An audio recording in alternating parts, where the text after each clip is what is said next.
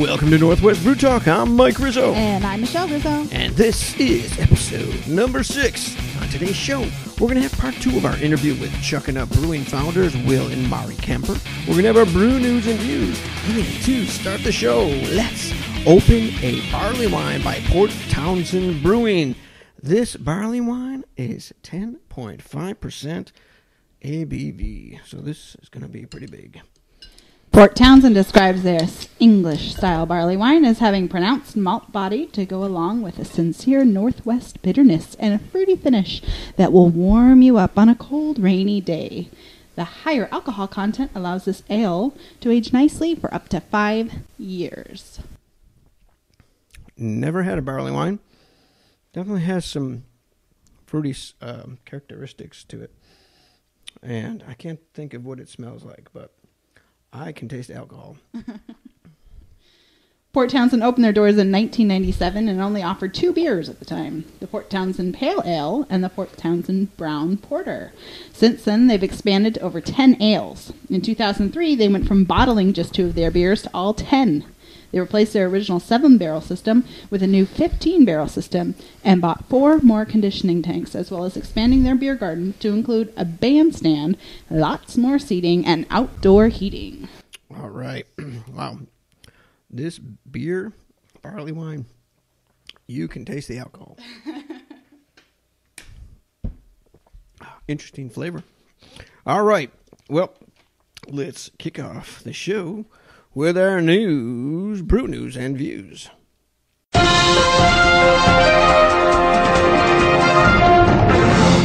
Do you like to drink beer? Do you say there are medicinal qualities in it to make you feel better about how much you drink? Well, a new study by Jianguo Fang and colleagues has uncovered evidence that xanthosumol, a compound found in hops, has some interesting potential benefits, including cardiovascular protection, anti-cancer properties, and antioxidants. So what does this mean for you? Well, these may help prevent or slow down Parkinson's and Alzheimer's, as well as neurodegenerative diseases. We got this from ScienceDaily.com. And in lab tests, the researchers found xanthosumol could protect neuronal cells and potentially help slow the growth of brain disorders. If there's any way that beer could be good for me to drink, well, then I'm all for it. Me too. American Brewing Company, an award-winning brewery out of Edmonds, is one of a handful of craft breweries that is traded on the stock market. At the last company report, revenues had increased 14.9% in Q3 2014. They were approved for distribution in British Columbia. The company raised about $1 million to expand their taproom and brewery to 6 times their capacity. American has won 2 bronze medals at the Great American Beer Festival, one in 2011 for the Brave American, and in 2012 for Polska Porter. They may be best known for their Breakaway IPA, and their American Blonde Ale was featured in GQ magazine. Their stock hit a high of 50 cents in October 2014, and as of now is trading around 30 cents a share. All right. In other news, they are looking for a new head brewer for their 30-barrel brew house. According to the job post, they, quote, have a maniacal focus on penetrating the Seattle market with tap handles, bombers, and cans, unquote. They're also going to rebrand to differentiate themselves in the crowded Seattle market. All right. Well, back in New York, where I'm from, hops were once king.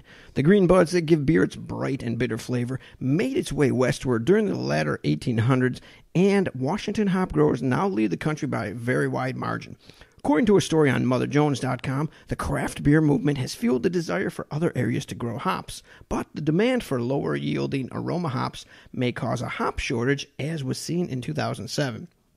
Now, since 2007, the number of hop farms outside the Northwest doubled to 166 in 2012. Idaho, Oregon, and Washington account for 98% of all hops grown in the U.S. But even with those numbers, there still may not be enough U.S.-grown hops.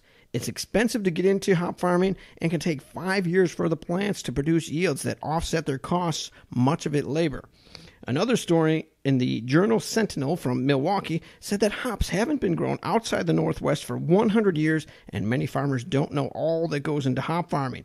If you are a hop farmer, or if you know one, why don't you get in touch with us, and we'd love to talk with them.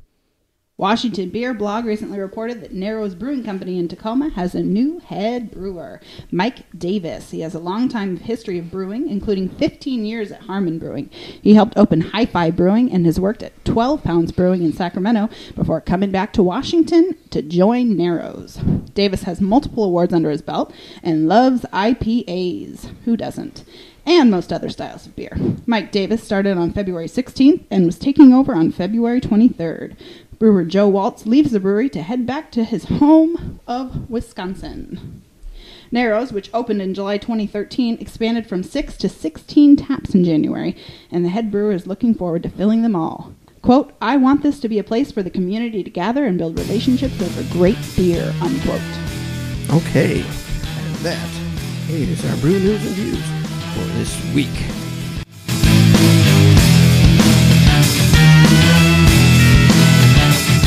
Welcome back to Northwest Brew Talk. If you have not yet subscribed to our broadcast, why not do it now? It's free, available on iTunes, Podbean, Stitcher, and other sites. And if you like us, a review and rating is always very much appreciated. Well, let's try another beer. We have a Field 41 Pale Ale by Bellbreaker Brewing. This is a 4.5% ABV. It's got a great head on it. Very citrusy smell.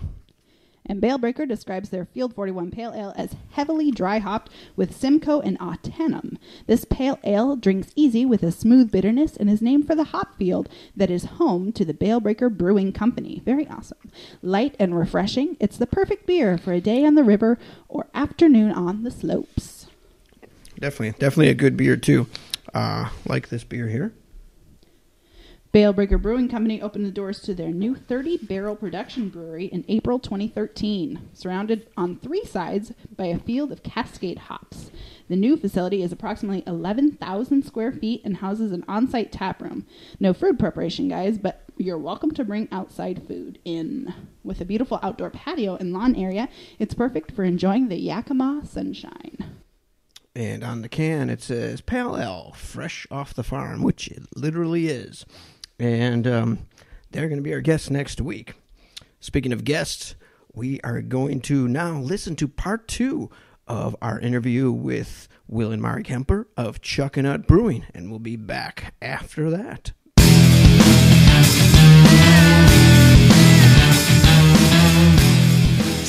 We had the, I think we had the Pilsner, Vienna, Dunkel, and maybe the Schwartz. Was that the year we had the Schwartz? Hold on, I have it. Vienna, Dunkel, Schwartz, and Pilsner. I think it was Schwartz. Yeah, we had to look at the sign. It's on there. Anyways, that was a major coup.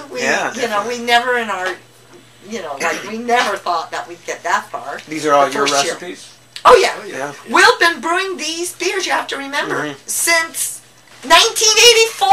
They've been perfected that long. So basically, are these other places that you had worked, are they brewing? He made those beers. So they might be similar to? They might be similar. So not all of them. You set up the facility and the recipe, but manufacturing beer, it's like cooking.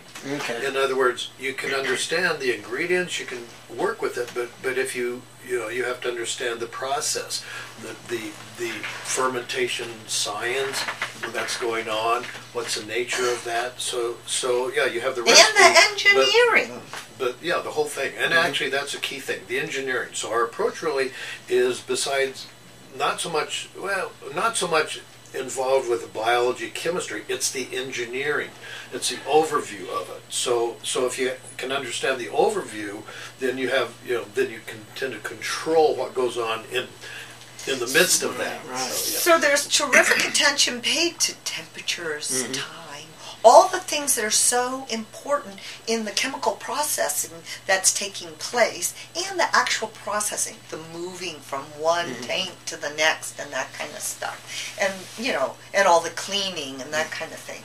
So, but that really, it's not that, I don't think when he did Hands Across America they were doing lagers, really. Beers across America. They weren't doing lagers. They were doing ales. They were doing amber ales and stouts and porters and more like that. Because the American business was set beers. up to really work that similar to today. Yeah. So, but when he went to Sierra Madre Brewing Company in Mexico, he did lager beers. When he went to Taps, it's called, in Istanbul, Turkey, he did those kind of beers. The lager beers were important to the mix in those different breweries. Yeah, that's we're talking about setting and up. Dock Street. Dock Street Dock was Street. huge. People even today remember the Märzen that Will brewed. And they just brewed his Helles over there in Philadelphia for Philadelphia Beer Week. Yeah. They got Will's recipe for the Helles. People remember it. What was that? That was 1990. People remember from 1990. So, and then all these years he's been perfecting it. So when we came back and that happened, it was like, wow, that's nice. People recognize it, So then what happened was, because the brew pub just couldn't just couldn't sell very much beer, we started doing more production. So we actually ended up being, instead of a brew pub, we're a production facility here, but our production room is very small. So we're getting to the point where we're totally cramped. We can't keep up with production, basically. We don't even have a salesperson that works with us because we can't supply as many places as they want. The demand is crazy for us. So for us to have a salesperson that suggests you want to have more sales, we can't keep up with the demand. We can't even come close. So we're kind of at a stopgap right now. You're at a good place. We're at a good place, but we gotta keep moving ahead. Yeah. But then after so that was 2009. So then in 20, and I think we did the North American Beer Awards, and we actually won in 2009. I don't really remember. That's the one in Idaho. Because 2008 we did so well. Okay, wait, this is fun. No, it was 2009 that we did the GABF, and I think. Oh, I'm sorry, 2010. We didn't do anything in 2008 because we were just trying to figure out what we were doing in 2008. Yeah. But then in 2010 we ended up winning more awards, and at the World Beer Cup we won a gold for the Dunkel. Wow. That beer beat out the Germans. Yeah. Yeah. So then they were surprised. What's that? They were surprised and a little disappointed. Well, but I'm sure they were. But the thing is, with brewers, we know so many German brewers too, Yeah, and they're it's like a camaraderie that we have. Yeah. So it's wonderful. We root for them, they root for us, and so we're it's part of the wonderful brewing scene. Right. Yeah. That's great. Yeah, so then and then what happened was then we did become a small brewery because we sell. Because the proportion of beer sales going out to outside accounts is over 75% of our total. So then at the Great American Beer Festival, they put you in a section that's called a small brewery. Okay. And in 2011, we won again. Small Brewery of the Year. And that was a mix with lagers and ales. But the ales were the German ales. It was the Kolsch, the Alt, the Vienna, and the Dunkel, I think, that year. And that was also quite a lovely surprise for us to get that. And then, since then, we tend to win 1 or 2 awards every year at the Great American Beer Festival. Yeah, we just Hopefully win 1 or it keeps 2 going. years. Then in 2012, we won the World Beer Cup for that Kolsch. That's a great story. Want to tell the story? Okay, so the Kolsch, when we were in Istanbul, one of my assistant brewers was from Cologne, Germany. So he'd stayed in Cologne and brewing with us, and so we were talking about doing a Kolsch. And that's where, because he's from Cologne, he had certain connections here with laboratories, yeast strains. So we used a particular yeast strain for that Kolsch. It's wonderful. It is so proper for that particular style of beer.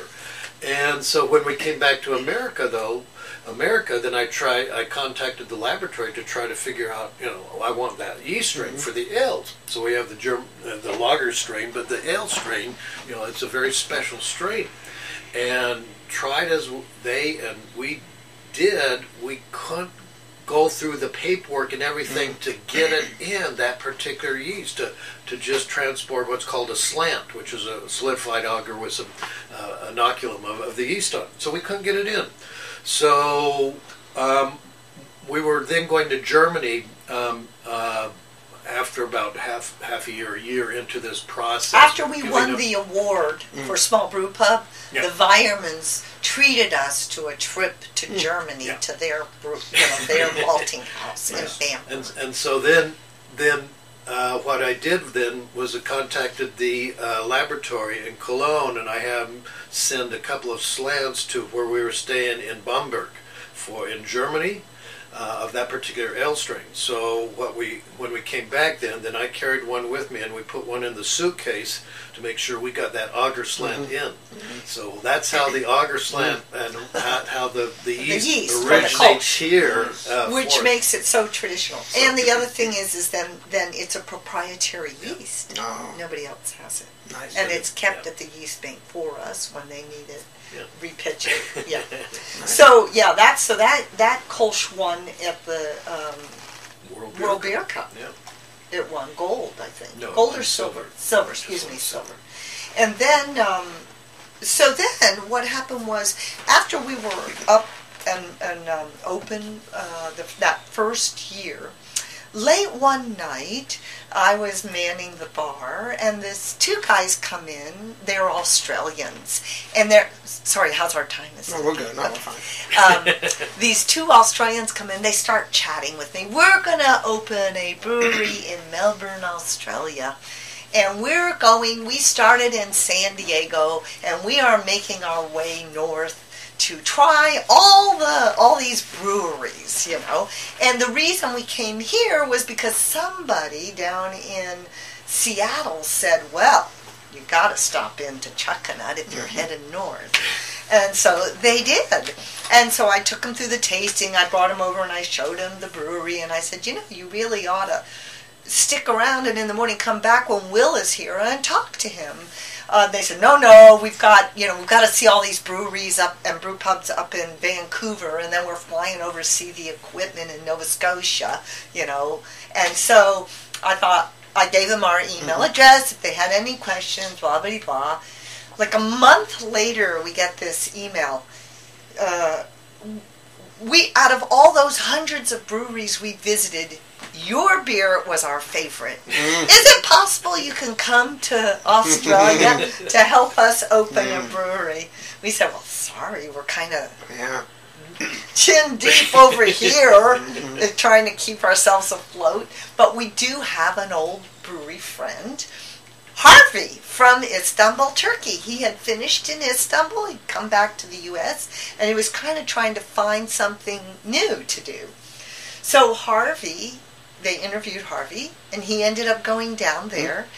With Will's help, long distance, he was able to pull together their beautiful brewery they built over there in Melbourne. And then just last year, around February, we were invited by them, their treat to us for all the help we gave them, to go to Australia and do a collaboration beers with them. Nice. Yeah, it started here because Will and their brewer, Colin, he's an Irishman, they sort of decided what 4 beers they were going to make. They were going to make 2 before we even got there so that we could tap them when we were there. Okay. And then they were going to brew 2. Well, all 4 of those beers won last year at the Great Australian Beer Festival. So it's the equivalent of JBIT, but all 4 won gold medals. Wow. So. And our friends, which are called, their brewery is Thunder Road Brewing Company in Melbourne, Australia. Yes. They won Mid-Sized Brewing. Mid-Sized Brewing Company of the Year. In Australia, with the help of the 4 beers that Will collaborated on. Now, those 4 beers, though, obviously they knew how to brew them properly. Oh, yeah. Their brewer's fabulous. He's a graduate of, what's the school he comes from in England? Harriet Watt. Yeah. Plus, though, he did brew beers that they had never brewed before, the Yeah. Rauch and the Alt. Right. I think they did the Right. Alt And too. the Kolsch. And the other The Kolsch and the Golden. I don't. The Golden Ale. Yeah, Golden Ale. Yeah. But And they used Australian and New Zealand ingredients. hops in particular. So you try to work with certain styles of beer, and these are largely European styles. But hey, let's work with some Australian, New Zealand hops. You have to be very, very careful which ones, because the hops then will just throw off the total flavor if you don't use the right ones. Right. So. Yeah, that was very exciting Yeah. when we heard. We weren't there when they won that award, but they were really excited about that. They I can were imagine. very excited about that. It's a great place, and actually it has a great burgeoning craft beer scene. Yeah. Australia does. I think New Zealand does as well, but we didn't go to New Zealand. We were just in Australia. We met quite a few brewers, and we actually went and visited at a hop farm. And yeah, I would say that was kind of one of the big highlights for us last year to be able to cool, go. Yeah. The other thing is they picked our beer, the Pilsner, to go to the Pils Pride Festival outside of Milan, Italy. So our beer, and that was because we're friends with Matt Brindleson from Firestone Walker, and he suggested, to these Italian friends, they're called Birrificio Italiano. I don't know if you've ever heard of them. Their beer is sometimes found here. Is it? Yeah. Yeah, in America. They contacted us and said, "Would you be interested?" And we said, "Well, that sounds kind of fun." And so they got the beer. They bought the beer, and it was shipped over there. And then we went just for a little bit, like a week total. But we went over there, and that was really fun to go to an Italian beer festival. Yeah, I met up with actually not only Matt was there, but what's his name? Moonlight Brewing, Brian. Brian, he's from Santa Rosa, California.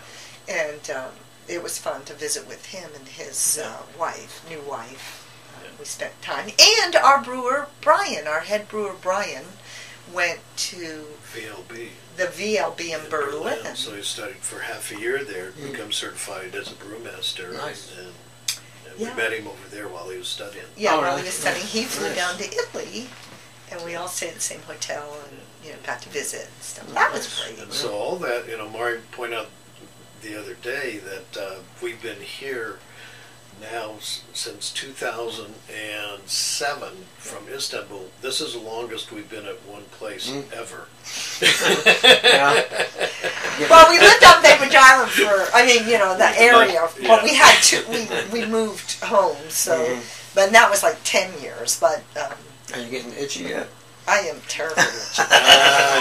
We love it. Yeah, no, I want to go on a trip, but I don't know where we're going to go because, we're kind of busy trying to figure everything out right now. But what's nice is, truly within the business, we have to go to Germany for beer, and we That's terrible. you get to travel, England to go Yeah. do that collaboration. Actually, we were just in Brazil. Last year was a really big travel year for us. We're also we're approached by two brothers from Brazil, Porto Alegre, which is very far south. They want to do a brew pub. So we are working with them to help them design a brewery and build it. And they brought us down to Brazil in September. And we went down for just over a week. And actually that was interesting because there's a burgeoning craft beer scene down in South America, in Brazil especially. We talked to a lot of young brewers, tasted a lot of beers, some good, some not so good. But there's an excitement there that reminded us of when we started Thomas Kemper, in the 80s. Right. So that was really kind of fun to see that happening. So, were you head brewer here most of the time? You have a head brewer now. We have a head brewer. So Yeah, right now, Will's a brewmaster. Right. It's called. I oversee operations. Yeah. But to actually make beer, no, it doesn't make sense for me to actually make beer. That makes more sense to oversee operations. Yeah, he kind of the consults with business them on the side. recipes. So our situation here at Chuckanut is, we mentioned our head lead brewer has degrees in chemistry. Has a degree in chemistry. He's an analytical chemist, and now he's gone through German brewing school. He's certified as a brewmaster. Our newest hiree, he went through the UC Davis Master Brewers program, and he's a biologist. Our third brewer has degrees in electrical and computer engineering. So as far as control systems and automation, computerization, obviously that's up his alley. And our last brewer is a TIG welder, and he's just like a man of all trades. Plus he has brewing education too. From Siebel. So it's kind of a group involvement here. So we all have different capabilities, specialties, and that's the idea.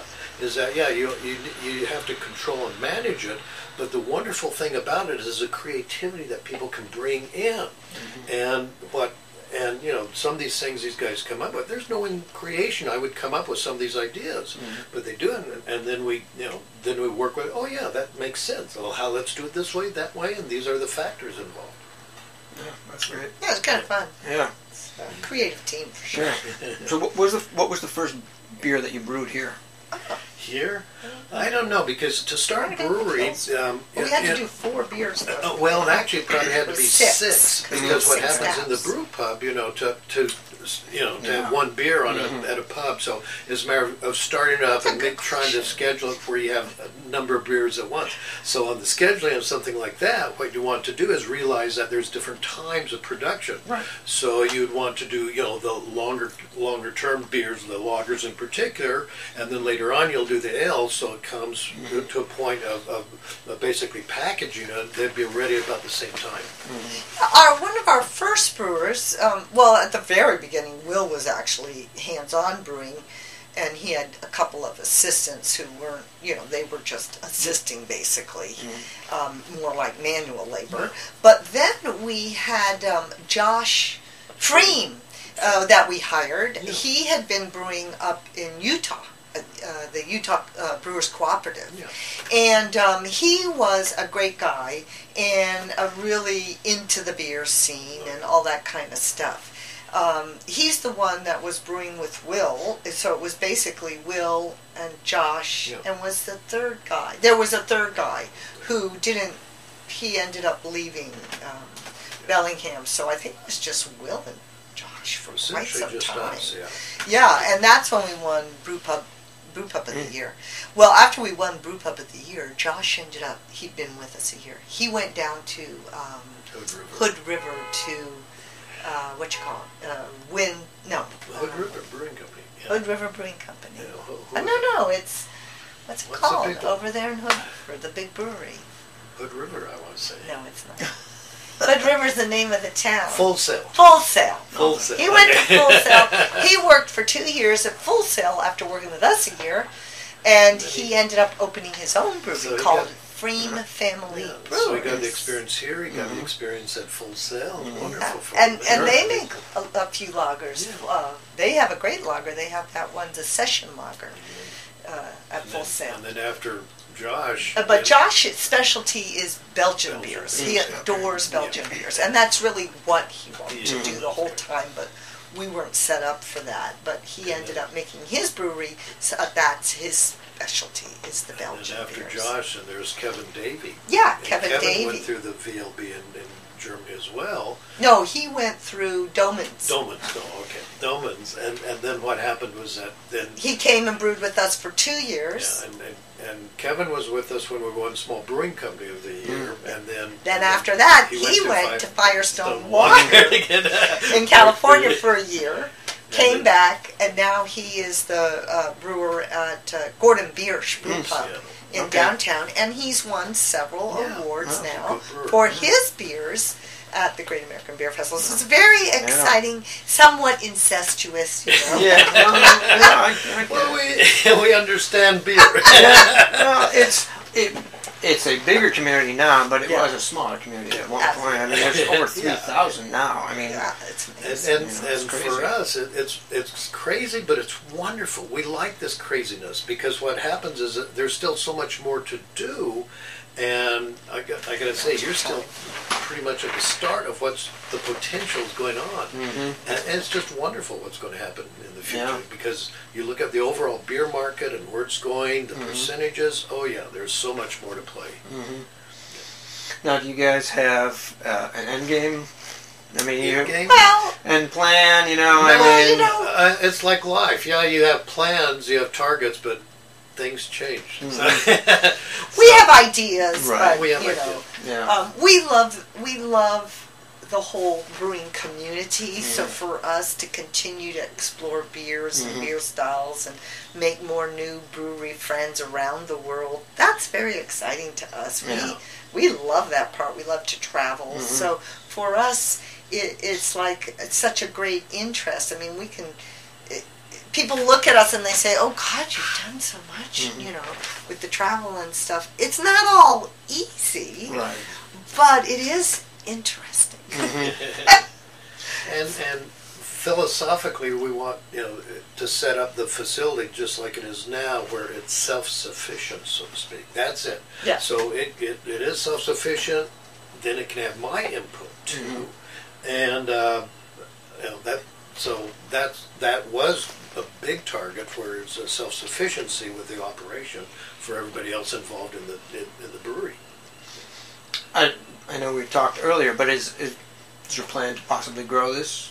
We can't grow Absolutely. here. There's no we more But can't growth grow here. this is full now, so Oh, so we you'd have to really are build working. somewhere. I mean, yeah, We're working on getting a production facility Okay. going. It's just a matter of time on and where and how it'll all come together. But right now we can't really say Sure. because nothing's been Sure. written in stone. You know, How- we haven't how- signed anything yet. How big would you be looking at, approximately?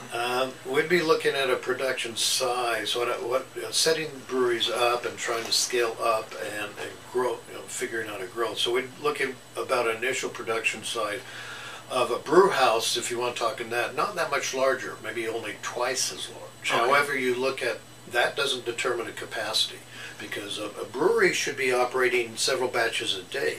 So from the get-go, we're looking at a potential of, I don't know, maybe 6 to 10 times what is presently existing here, with potential over and above that. Which would be a 20-barrel brew house system, but then 20, 40, 60-barrel brew Yeah. tank. Fermentation tanks. Yeah, looking at, for example, how large breweries do it, and so when you size a facility, a brew house should be sized that it should be able to produce 6 to 10 batches a day. So you take that. So if it's a 20 barrel, so the potential should be 6 times 20 per day. That's only a daily production. That's a capability. But then to truly size, then okay, now what kind of tanks sizing do you have? How many tanks? How many multi batches are there? How much is your area to accommodate all this tankage? So that's how capacities are determined. People oftentimes they just look at a brew house and think, oh, that's how it's the sizing is done. That's absurd. That's totally. It's an engineering inappropriate. issue. Yeah. But we wouldn't move from this space. This Right. is our Yeah. specialty batches because these tanks are all smaller. Right. So we can do the beers for the pub and also our one-offs kind of specialty things that we want to do, where maybe we, like right now we've got a Baltic Porter sitting in there waiting. Well, we like to age the beers their traditional time. We don't like to push it. And so, because we feel then we're giving you the best product, we're giving us the best product that we can have. And so that's very important to us. So if we can continue to keep this as the place where we make those more special beers or the ones that are a little bit different. Right now, it seems like our Pilsner is the king, actually. Kolsch is really hot. Vienna and Alt is very popular, and the Dunkel. Those are ones that we tend to be making on a more bigger level Whereas these other ones, like our porters and our stouts and our British IPA, and the Baltic, and we have a Bock right now that's amazing. And so those ones will be the smaller batched beers that we continue to sort of concentrate on here at this facility. That's kind of the idea. So about how many barrels a year are you doing right now? About 2,500 is what we did last year. So you're looking at what, like 3 times that? With the new facility, we'd be looking at 4 to 8 times. 4 to 8, okay, yeah. Yeah. Which is a Yeah, pretty that good would be number. good. Yeah, that would be a way better number. Yeah. Yeah. Where we are now is... Then would you look at hiring a salesperson? Oh yeah, probably. when it makes sense, Yeah. you know. That's, yeah. Oh, I would love to be able to be, you know, what is commonly done in the brewing industry, to look at marketing, to look at sales, to have look at that and work it, and it can make, you can smooth out some roughness if you have that capability there. So I would love to get to that spot, but right now, what's Doesn't the make point? sense You know, because we if, can't supply Right. the demand. Like, Yeah. actually, we're really low on our Pilsner Yeah. right now down in Seattle, and they're kind of crying and getting upset. Yeah. What is your distribution range? it's just It's basically Puget Sound. I Okay. mean, we're Because we of can the- be found down in Absolutely. Olympia. I think there might be 1 or 2 accounts in But Vancouver, that's only over on because the they have a Olympic special Peninsula. relationship with Click, our main distributor in Seattle. Yeah. So that means that, okay, you know, there's whatever pressures and considerations are done. So some of these very special accounts will get that beer. Okay. You know, that's that. Yeah. You know, it's the exception. But otherwise, it's essentially just around King County and, you know, our local distribution in Whatcom and Skagit. Oh yeah, here we have Dickerson. They distribute for us. We started out distributing ourselves, and then we found like we weren't really liking the idea of traveling in a van with 16 kegs in the back down the highway, and then having the brewer, our actually head brewer Brian, used to be the delivery sales guy. Yeah. And that whole idea, we're brewers, we're not necessarily distributors, so we kind of pass that out to the distributors. So we have Dickerson in Skagit, Whatcom, Island County, San Juan County, and then we have Click in Seattle doing basically all the rest of the beers. I mean, all the rest of the areas. Yeah. And for the most part, that's because of your capacity. Yeah, because we're you too don't little. want to go too far. Oh, we're not even Right. looking at Yeah. Oregon. You know how many requests we've had for Oregon? Right. California? Yeah. Colorado? Yeah. We can't do that. You know, we just can't, because then it's important to us too that, you know, when we do get to that point, you know, we've got way bigger supplies, and we won't be shorting the people who are the closest to us, who really mean the most to us because they're right here. And that's part of the difference in drinking a Chuckanut European style beer than drinking a European beer that's been shipped across the Atlantic and driven across the country to get to us. You And can I taste the freshness. And I might also add the technical aspect as far as perceived freshness as well as freshness. What happens is there are techniques that are done in production to make sure that the beer is more stable, but that doesn't create a fullness of flavor or ideal flavor. So yeah, technically speaking, you know, we can do certain filtration in particular. We can do things, have it much more stable. It's not the same beer. The chemistry is very different, and so it's the freshness. Any kind of fresh food, you know, the freshness is key. The same thing is with beer. Yeah, definitely. I agree. Fresh beer, you I know. can't. It's like, Yeah. it's Honestly, you only need amazing. a couple of them. Cause I mean, that's part of the thing when we go over to Europe and we drink those beers. It's because they're fresh. They taste totally different from the ones we're getting here in America. So that, with that in mind, you know, I'm sure that's why a lot of the craft brewers now, the bigger ones, are setting up in Europe.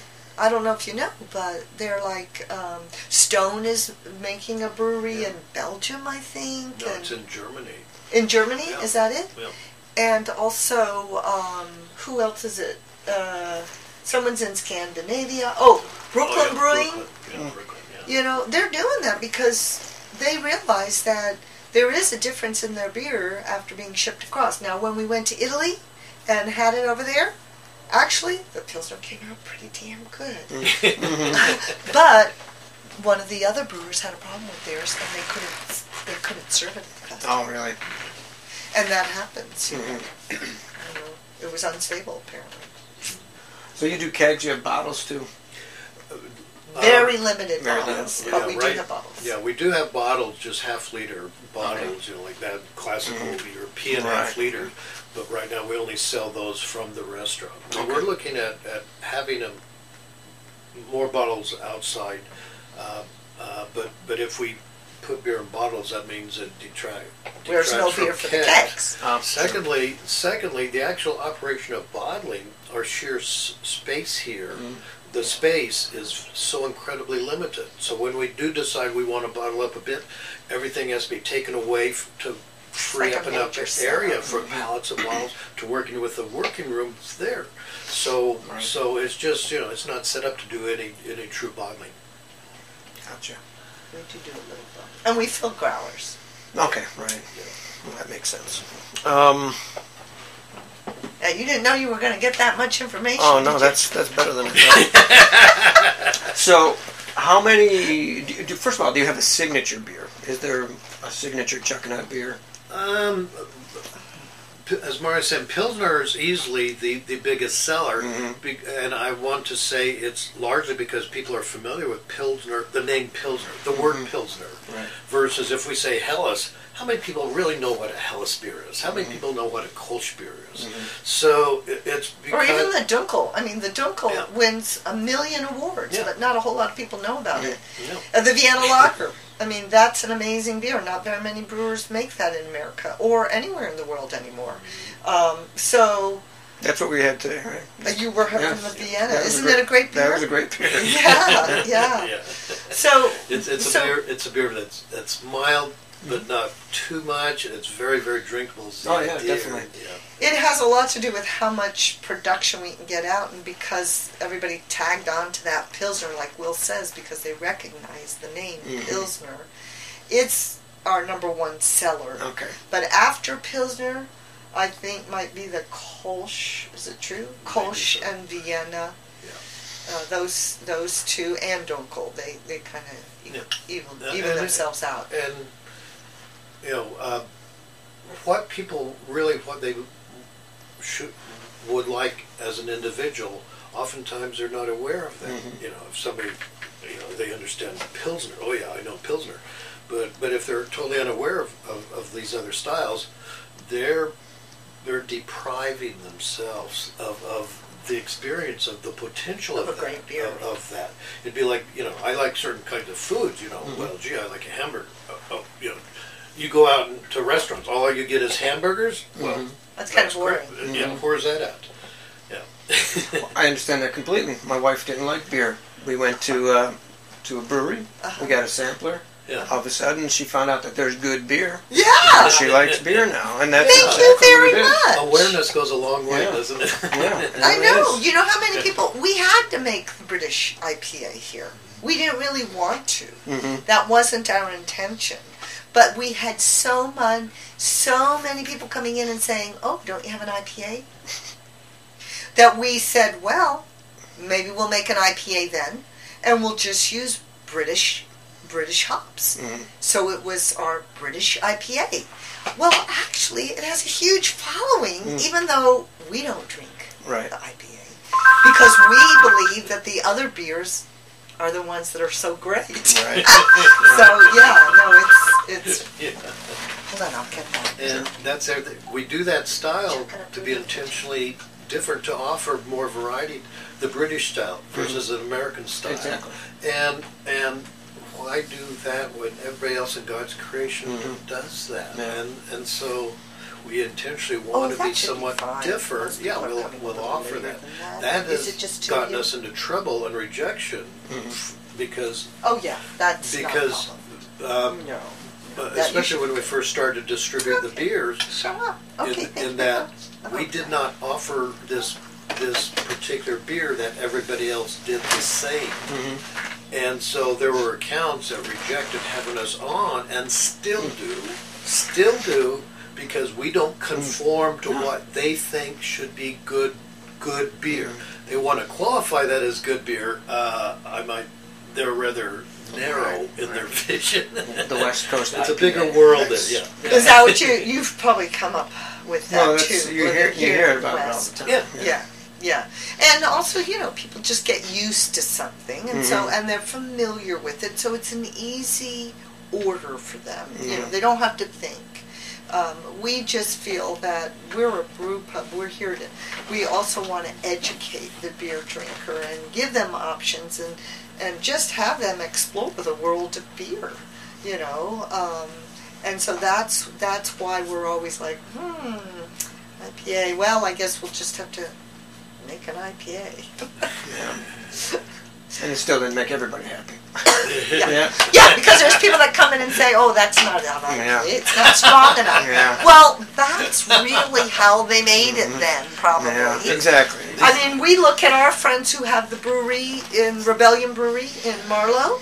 He makes an IPA with the same exact hops. So it's very similar. Right. Yeah.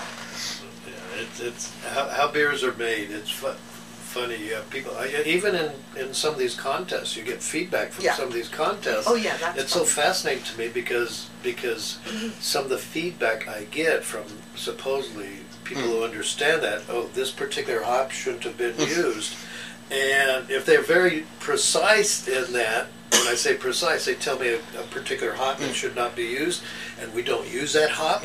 What does that say about that judgment? It says, but that happens quite often. Sure. Some of these contests we've been in, you get. There was one about the Rauch that it had the. It had certain tannins in it. No, it had the smoky phenolics, which are smoke. By the way, smokiness, those are phenolics. Yeah. So you have this concept, it's phenolic. That, to me, that was and you can't make it otherwise. But we get some with certain styles and hops in particular, where the same beer, somebody says, it's too hoppy for the style. Oh. This beer should have more hops for the style. The same beer. Right. So these things happen. However, in these, they're really good because there is a true generalization. It's kind of like individual. Everybody has their uniqueness, peculiarities about it. That's fine and dandy. But to conform to that, no, that's not right. So you get a sense, with this. That's why feedback is so important. Some of it, as I said, there are examples. You think, okay, well, we can disregard that, but it gives you, kind of a sounding board on what other where you might want to improve, and that's good because if as a brewer, you're drinking your beer all the time, and are you now immune or not sensitive enough to certain aspects? That's true. That happens. Right. Yeah. Like you say. I mean, they have in their head what it should taste like. Yeah. So that's why two of them have different ideas on what that should taste like. I know it's crazy, but oh well. Yeah. Okay. Well, this has been great. Really appreciate it again. It's nice to chat with you. Well, thank you. Didn't overpower you. Oh, heck no. All our stories. Heck no. The history is great. Really appreciate it. And thanks very much. Okay, keep drinking beer. Of course. Chuckanut, hopefully.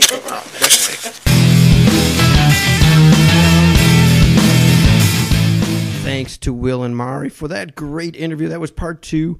And if you didn't catch part 1, you can go back to the archives and listen to that. We at Northwest Brew Talk are on the hunt for the best pizza and beer in the area. We're looking for recommendations. We're looking for the best pizza, looking for something that's not necessarily New York City style, but definitely something that's East Coast style. And we're looking for the best beer that goes with pizza. If you think you have a beer that goes good with pizza, well, then get in touch with us. Now, we'd also like to recommend a bar. Recently, we went to Hops and Heads in Bellingham. It's pretty new. I think it opened just at the end of December. And this is a really nice place. They had 30 taps. It was kid-friendly. The staff was friendly. They had a small selection of food, but it was very good food. And a lot of it was local beers. And they even had games, board games and stuff. So we were playing Connect 4 with our son while we were waiting for our food. So definitely give them a stop in. If you're up at Hops and Bellingham, stop in at Hops and Heads. Well, my friends, that brings us to the end of this episode of Northwest Brew Talk. But make sure to tune in next week when we chat with Bale Breaker Brewing. The show is produced and edited by me with engineering help from Michelle Rizzo. And if you want to contact us, we're on Twitter and Facebook at NW Brew Talk, or you can email us at nwbrewtalk@gmail.com. Or go ahead and give us a call at 541-595-TALK. That's 541-595-8255. That's right, and if you leave us a message and we like it, we might play it on the air. Until next time, I'm Mike Rizzo. And I'm Michelle Rizzo. Stay hopping, my friends.